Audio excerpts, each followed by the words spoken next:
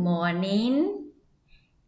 It's another beautiful Sunday morning from Los Angeles.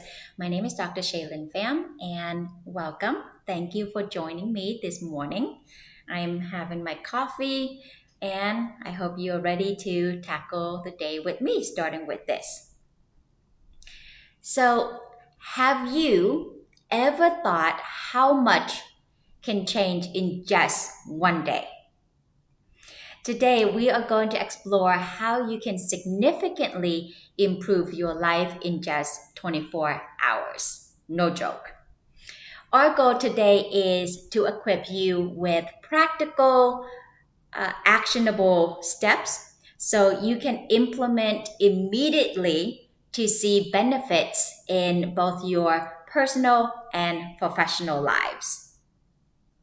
It is often the small, manageable changes in our daily routines that spark the most meaningful transformations. So let's dive right into the 5 key areas you can focus on to build a strong foundation for your day. Starting with your morning routines is setting the stage for the day. How you start your morning often determines the tone for the entire day. Let's break down the best practices for both quick and slow risers. Quick risers. If you are someone who jumps out of bed ready to go, making your bed immediately can be a small and powerful practice. It's a quick win, literally taking a minute and sets a tone of accomplishment and order for the day. I myself am a slow riser. So if mornings are slower for you, start with a brief meditations while you are still in bed. Visualize your day unfolding perfectly with you being in fully control of every situation, which can significantly reduce stress and align your focus. Depending on your morning energy, you might choose to meditate before or after you get out of bed. This flexibility ensures you start your day centered and clear-headed.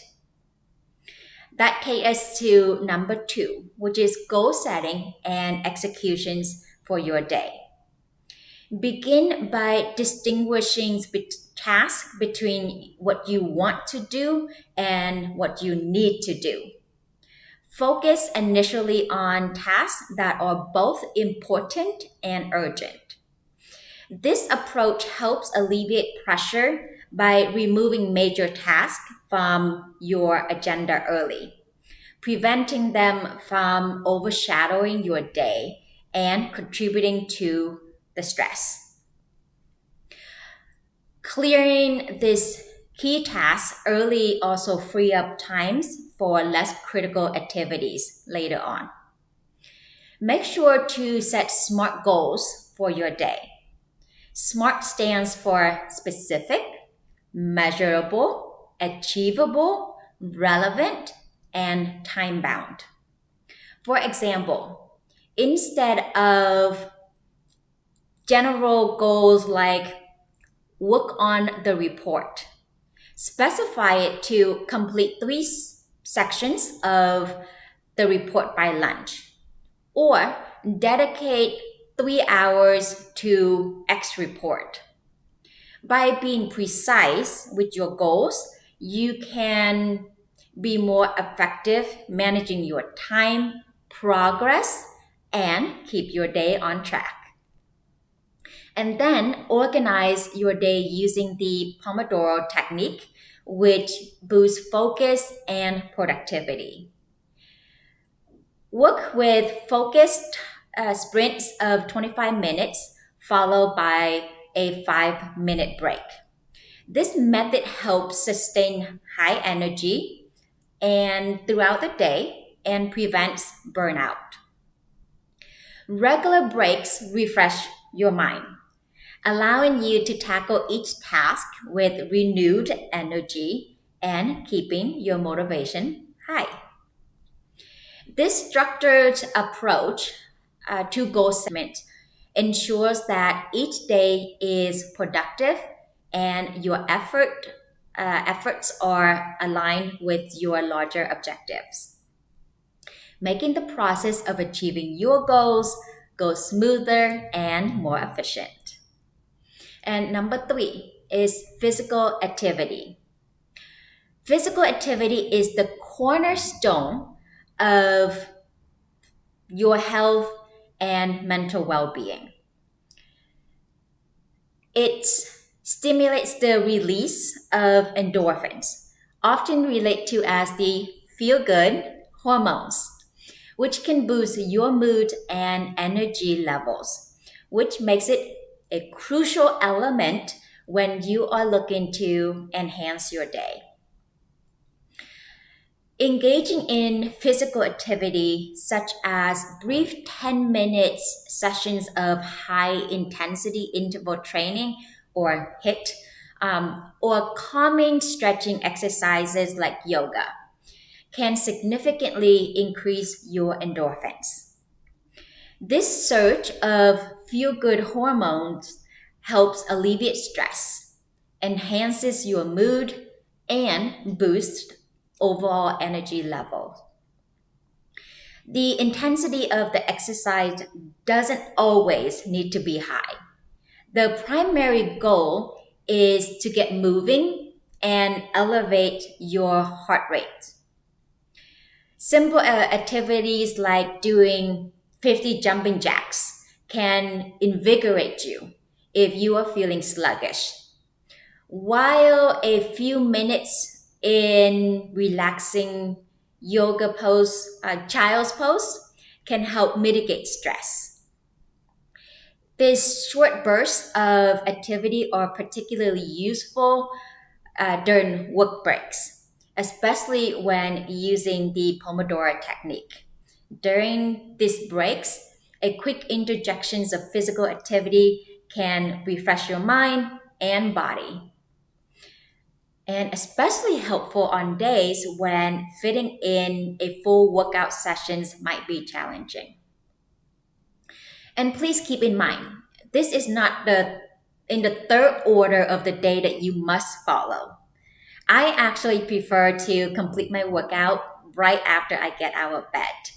This not only kickstart my day with high energy, but also allows me to focus on planning my day over breakfast and coffee without worrying about fitting in exercise later. And number four is building your future through learning and development.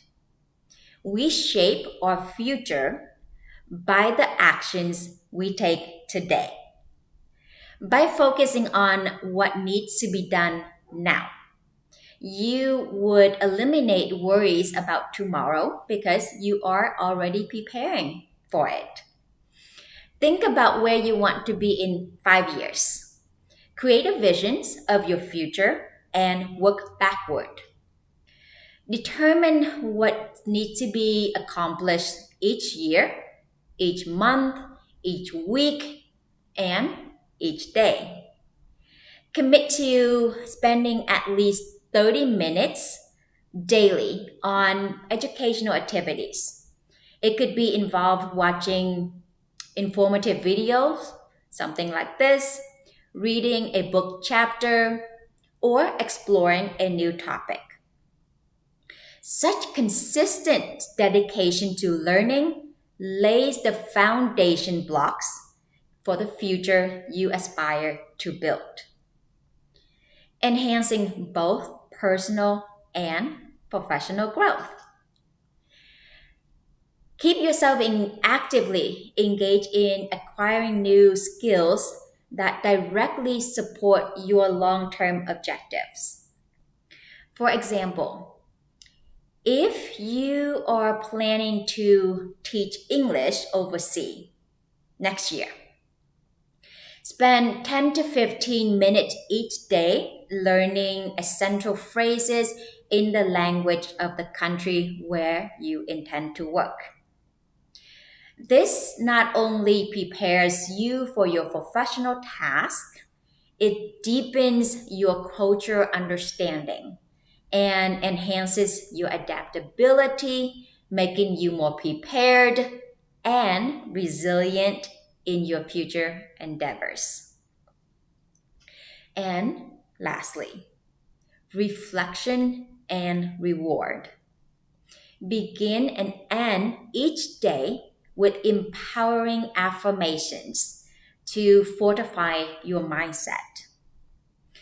Repeat these phrases to yourself. I am capable. I am resilient. And I am successful. Starting and ending your day with such positive statements can significantly enhance your self confidence, self trust, and focus. Dedicate time at the end of the day, in the evening, to reflect on your day's achievements. Reviewing what you have accomplished not only reinforces your intrinsic and extrinsic motivations, as discussed in previous sessions, but it also instills a sense of hope, courage, recognition, and strength. This practice helps you recognize your progress and maintain motivations on your personal progress and journey. Additionally, make sure to allow yourself time to unwind with activities that helps you relax and recharge. For me, I like sitting with my cat, people watching, and or watching something lighthearted or reading something interesting. This downtime is not just for relaxation. It can also be a great time for creative ideas to surface, which you can note and incorporate into your plans for the incoming days. We have covered how to start your day with intention, set clear goals, remain active, continuously learn, and maintain positive mindset. I highly encourage you to try this starting today. Then try it again tomorrow and the day after. Rinse and repeat the process. What we have been doing here is help creating structure for your day. And when you adhere to that, you are building self-discipline. Building self-discipline takes time. So if you are not able to achieve all of it today, commit to improving your skills tomorrow.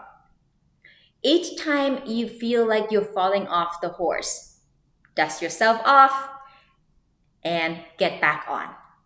Strive to do a little bit better each day. That's all it is, just a little bit. Small daily improvements can lead to substantial changes over time. Because in order to master your life, first, you need to master your day. Then build upon that to your week, months, and years. Remember, the only limits to realizing tomorrow are the doubts we have today.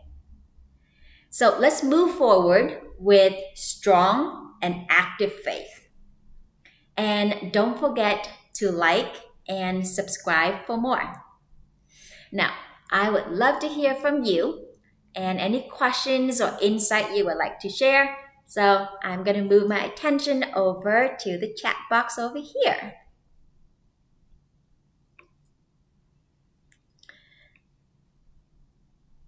Could you suggest variations of the morning routine for people with non-traditional work hours or those who work night shifts?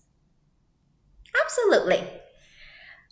For those with non-traditional work hours, it is important to create a quote unquote morning routines that starts when your day begins. If you work nights, your morning might actually be in the evening. Focus on activities that signal the start of your workday, like stretching, a relaxing tea, or a planning sessions. So you follow the structure and recreate when your day starts.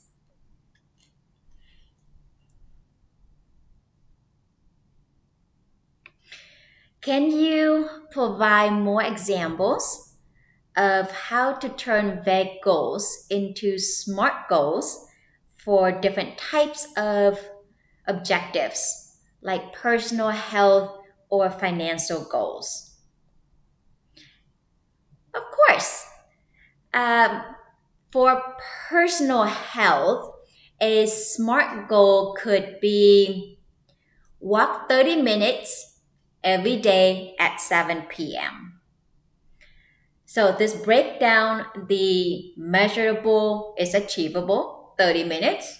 That's definitely measurable. Achievable because we can make 30 minutes a day.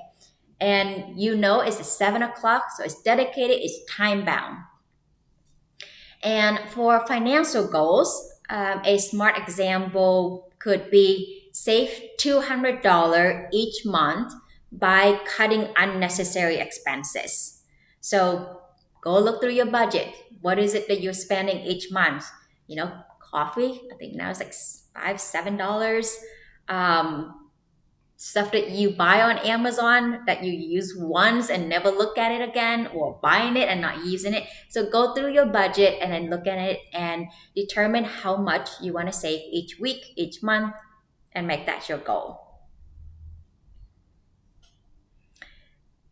Can the Pomodoro technique be customized for longer tasks that require deep concentration beyond the typical 25 minutes interval? Absolutely. I love these questions. Um,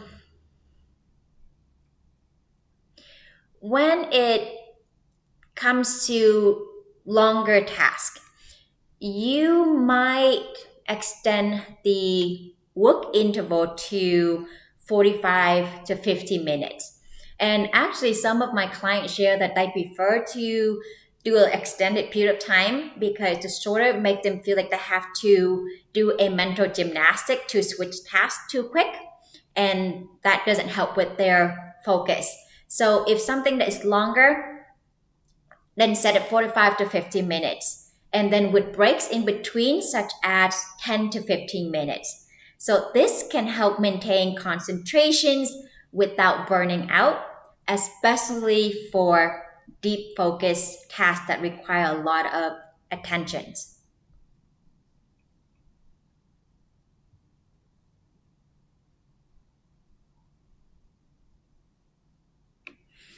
I also wonder if it could be disconnected from time and more task focus, like do two tasks, take a break. Absolutely. So the task, you can either do tasks or by time. And so if it's two tasks, for example, if a task that takes you 5 minutes, and we probably have a lot of those. So with those, because part of the planning of the day, you're like, okay, this is about 5 minutes, 10 minutes, or whatever it may be, then you can actually have more tasks. Or with those, you may actually set time and say, I'm going to do half an hour of this minuscule task. It can be A, B, C. And with this, allow yourself the flexibility. Again, the idea is not 25 minutes, 5 minutes, or 45 minutes and 50 minutes and this. But the idea is to have a intense sprint, the focused sprint of work. So that could be 25 minutes, 5 minutes, 45 minutes, and 15 minutes. Or you can do 90 minutes and then 15 minutes. And with this is pay attention to your body and your mind and learn to listen to it, because this is also a great practice for you to learn to trust your body.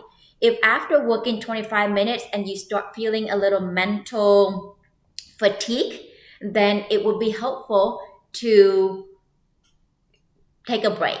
But if you're working for 25 minutes and you feel energized and really in the zone, I don't want you to take a break, but keep going. And that could take you to 50 minutes and then take the 20 minutes break. So the Pomodoro technique is not necessarily specific, tied and confined to a time, but also incorporate you learning to listen to your body. In the beginning, you may say, okay, I want to set 25 and then test it out and see how your body works.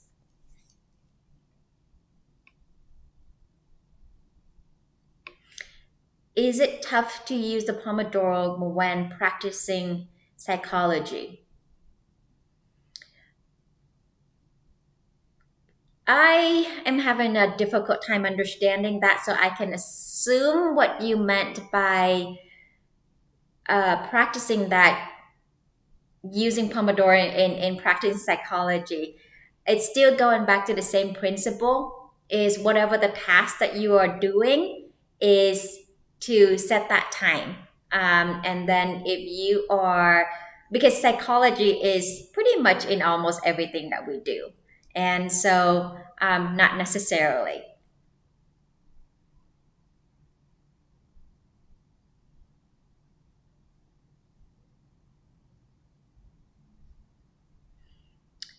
And then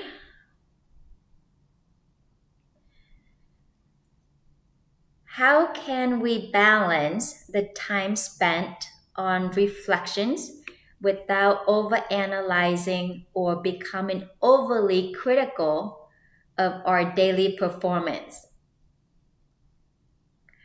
I absolutely love these questions.